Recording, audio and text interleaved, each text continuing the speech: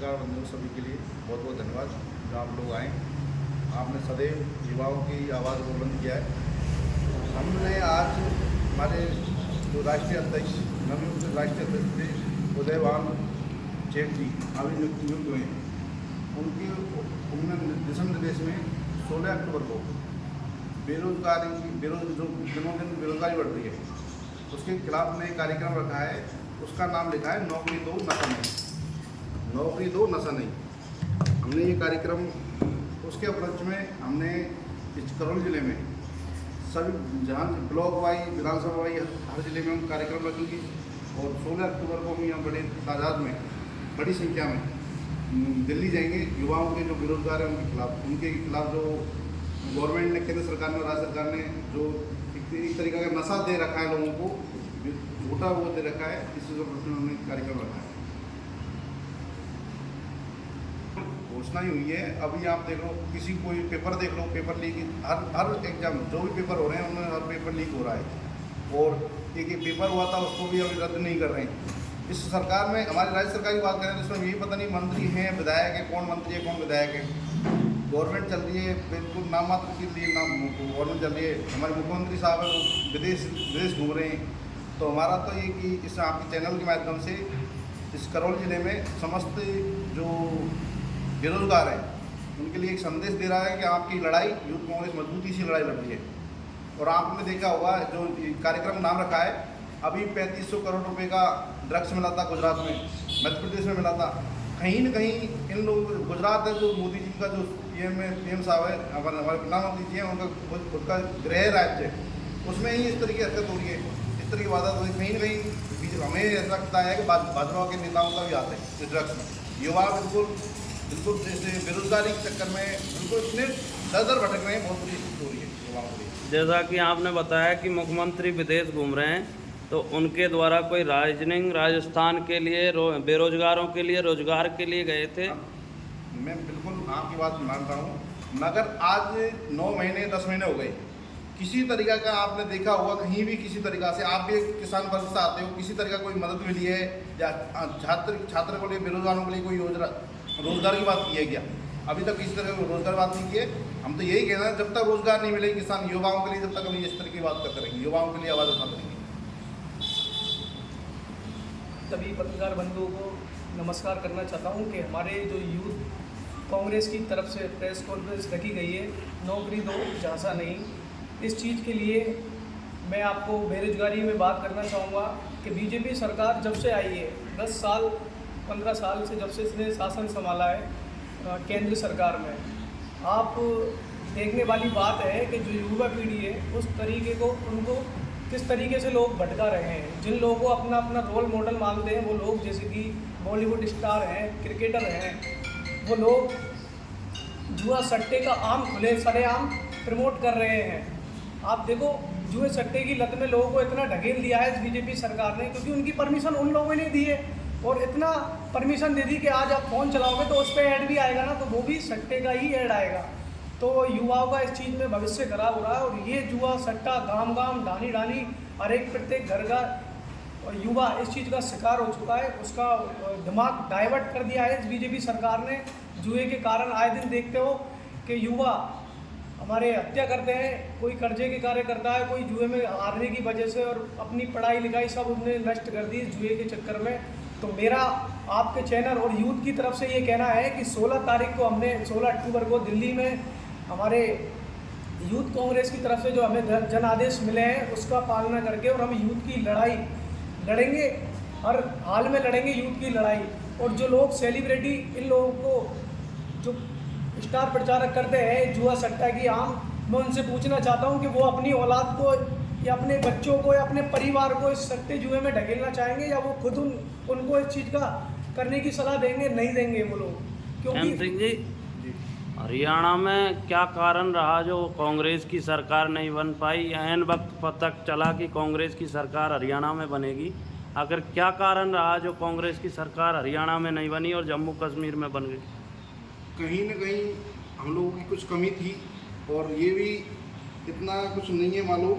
कहीं EVM में हमें ऐसा लगता है कि इतना अच्छा माहौल होने के बावजूद भी एक तरफा माहौल होने के बावजूद भी मतलब जो 10 बजे तक 71 जो सीटों पर आगे चल रही थी कांग्रेस पार्टी, वो मात्र 1 घंटे के अंदर पूरी पिछड़ी हो गई इतनी सीटों पर।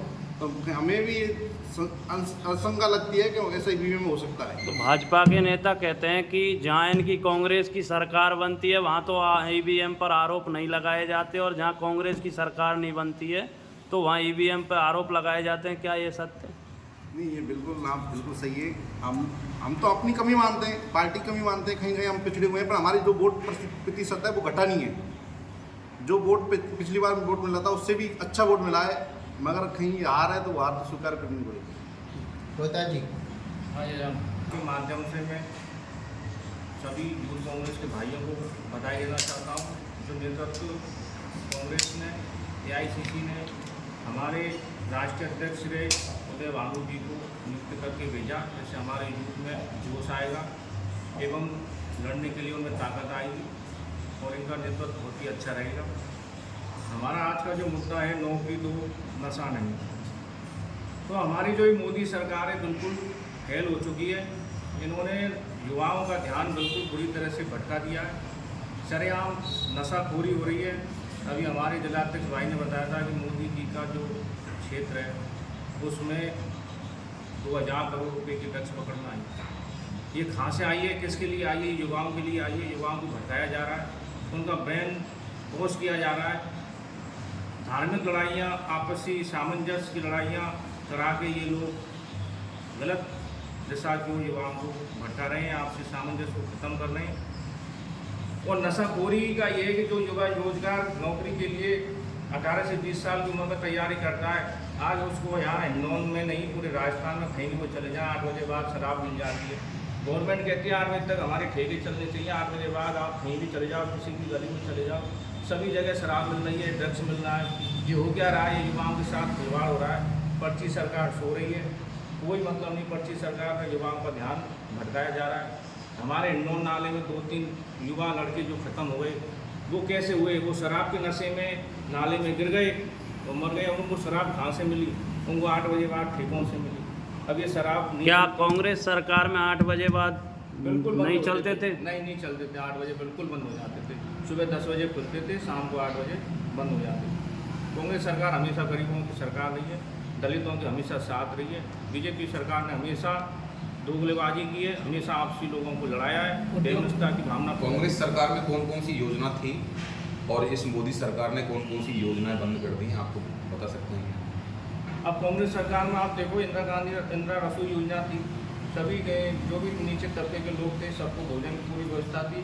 आज आप जाके देखो, इंदिरा रसोई का नाम हटा के अन्नपूर्णा रसोई योजना कर दिया है, जिसमें खाने की कोई व्यवस्था नहीं है, पूरी गंदगी भरी हुई है।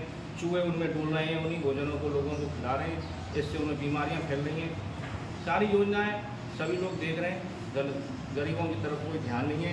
बाढ़ आई है, अभी बाढ़ में किसी अपना कीमती समय निकालकर हमारी जो यूथ की प्रेस कॉन्फ्रेंस रखी गई है, इसमें आपने अल्प समय निकालकर हमारे लिए जो टाइम दिया उसके लिए आपको बहुत बहुत धन्यवाद। और ये जो प्रेस कॉन्फ्रेंस यूथ की रखी गई है, हमारे राष्ट्रीय अध्यक्ष के नेतृत्व में 16 अक्टूबर को नौकरी दो नशा नहीं, इस नेतृत्व में रखी गई है, जिससे हमारे युवा दर ठोकरें खा रहे हैं, बेरोजगार हैं, शिक्षित युवा घूम रहे हैं रोडों पे। तो आपको पता ही है राजस्थान में क्या हालात हो रहे हैं। राजस्थान में आप देख रहे हो कि विधायक की मंत्री सुन नहीं रहे। विधायक साहब, आपको पता है थोड़े दिन पहले अखबार में भी आई, मीडिया के माध्यम से भी, लालसूट का विधायक है, वो कह रहा है मंत्री मिल नहीं रहा, जयन नयन बदलवाने के चक्कर में मंत्री बात नहीं कर रहे।